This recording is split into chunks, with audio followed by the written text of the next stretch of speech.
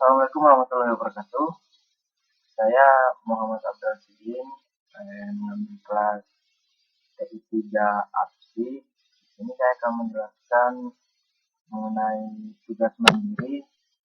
Sebelumnya untuk teman saya yang tentunya nggak bisa hadir, jadi untuk kali ini yang mengerjakan saya.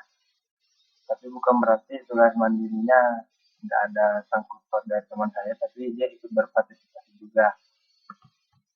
Ini saya akan menjelaskan mengenai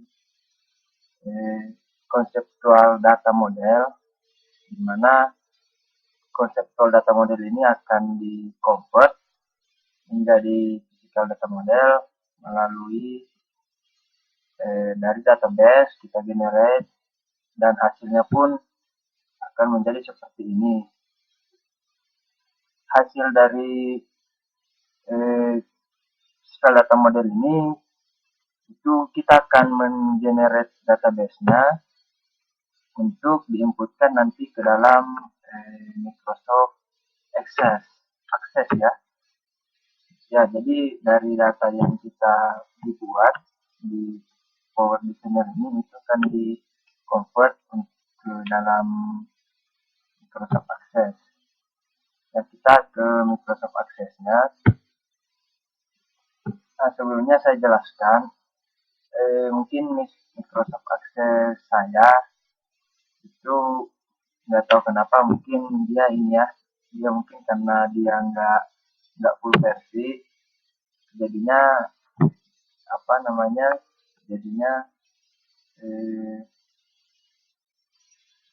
kalau misalkan nggak bisa ke save, jadi kalau misalkan saya close itu nggak bisa ke save. Jadi saya akan menjelaskan satu-satu dengan manual ya. Jadi mohon maaf kalau mungkin tampilan dari Microsoft Access saya ini kurang menarik atau kurang ini, cuma ini keterbatasan ya.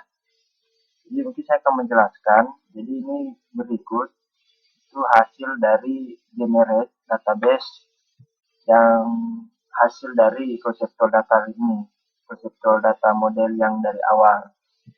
Nah, di sini kita melihat ada 5 tabel, mulai dari approve, dosen, mahasiswa, mata kuliah, dan registrasi. Di mana kelima tabel ini itu mewakili dari kelima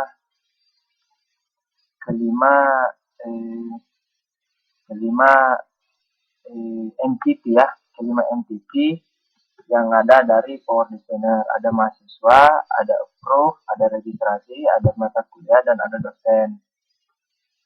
Kembali ke Microsoft Access, kita ke form approve dulu ya. Jadi harus manual ini ya. Mohon maaf sebelumnya. Jadi untuk form approve, salah ini. Form approve itu cuma ada dua. Pertama cuma ada ID dan status. Kenapa ada dua? Soalnya di physical data model itu untuk entity approve itu yang bertanda FK ini, yang artinya terlog ini itu ada nih. Jadi kita nggak masukin name ke dalam model dari Microsoft Access ini. Jadi cuma ID approve dan status. Nah, adapun yang button ini ada 5 button ini.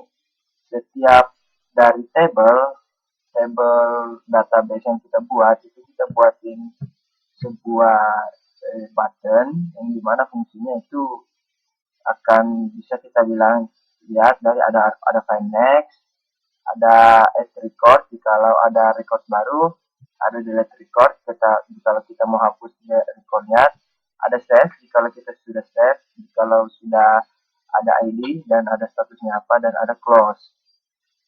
Itu untuk from approve. Gimana kalau misalkan ya form dosen?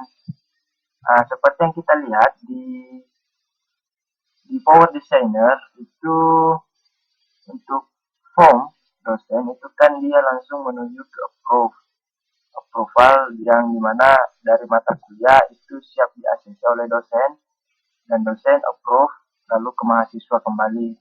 Nah, di sini kita melihat bahwasanya di dosen sendiri itu untuk ID approval-nya itu bersifat integer dan FK. Nah, setelah kita sepakati awalnya tadi untuk yang FK ini itu kita tidak masukkan ke dalam salah satu detail di Microsoft Access. Jadi cuma ada 4 yang dimana di dosen di entity dosen untuk Microsoft di Power Dosen itu ada 5 ya, ada NIP, ada ID approval, ada nama dosen, ada bidang pengajaran dan ada jenis dosen. Itu kita untuk di Microsoft Access cuma masukin 4 karena itu tadi FK itu tadi. Nah, jadi ada NIP, ada nama dosen, ada bidang pengajaran dan ada jenis dosen. Nah, di sini ada sama seperti approval tadi, kita buatin button-button, kita klik button. Nah, ini sebelumnya ini ya, ada sudah dijelaskan langkah-langkahnya dalam pembuatan saya. Jadi ada find next, ada add record, ada delete record, ada save record. Jadi kelima table yang dikonversikan tadi, yang setelah dikonversikan ini, semuanya ada button-button find next-nya, ada add record-nya, ada delete record-nya, ada save record-nya, ada close form-nya. Nah, itu untuk form dosen. Mari kita ke form mahasiswa. Jadi apa yang dilakukan? Form mahasiswa ya. Form 2 approve. Ini kayaknya. Wah, enggak. Ini mahasiswa, ini. Oh, enggak. Form 4, form 5.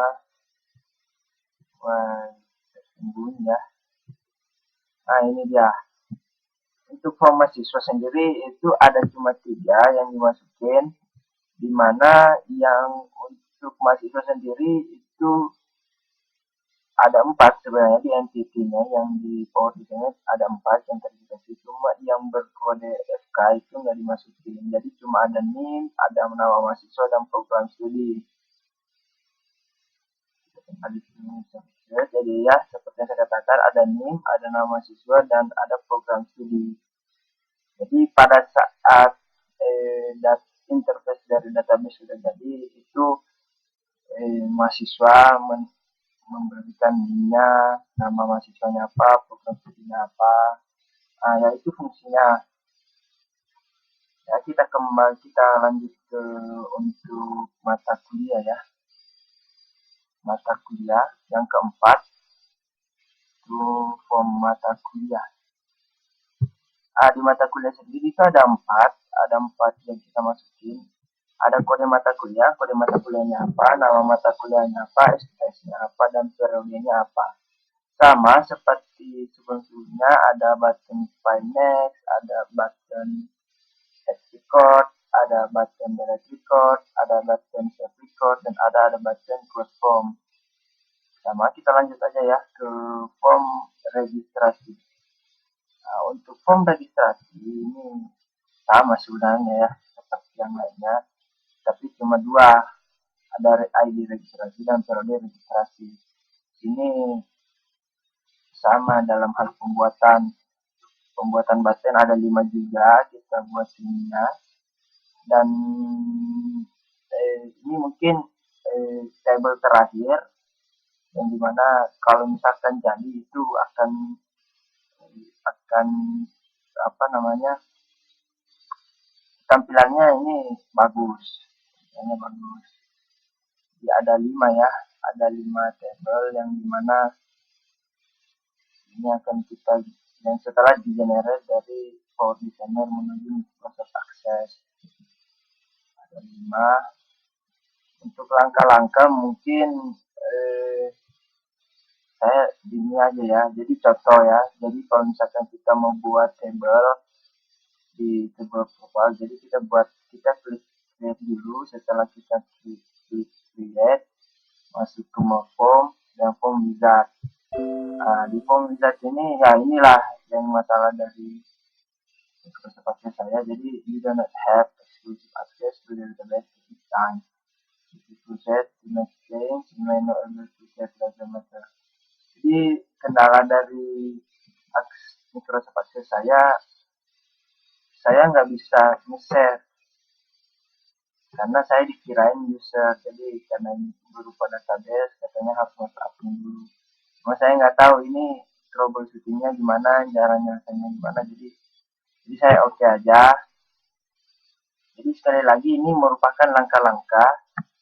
Jadi langkah-langkah yang dimana untuk pembuatan form ya. Nah, jadi ada dua. Dikatakan ada dua. Kenapa NIM nggak dimasukin? Soalnya NIM kan tadi ada bersifat FK tadi ya.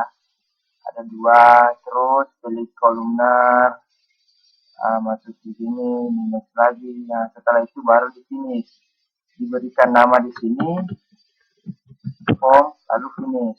Tapi karena kita sudah buat, makanya saya hanya menjelaskan langkah-langkahnya saja.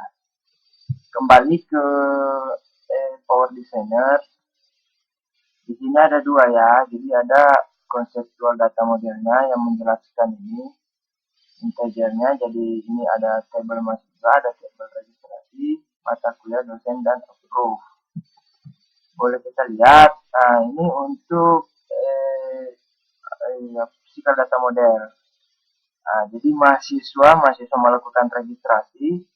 Pada saat di NDT registrasi, mahasiswa menginputkan mata kuliah. Nah, nanti di mata kuliah ini mahasiswa menuliskan apa kode mata kuliahnya, ada apa SKS-nya, apa periodenya.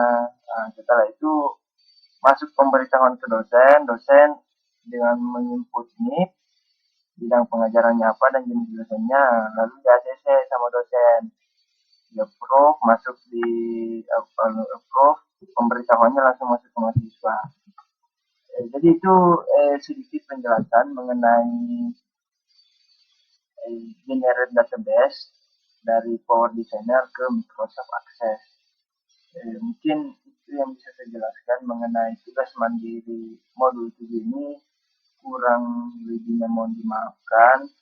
Terima kasih banyak atas kesempatan dan mudah-mudahan mendapatkan nilai yang bagus. Assalamualaikum warahmatullahi wabarakatuh.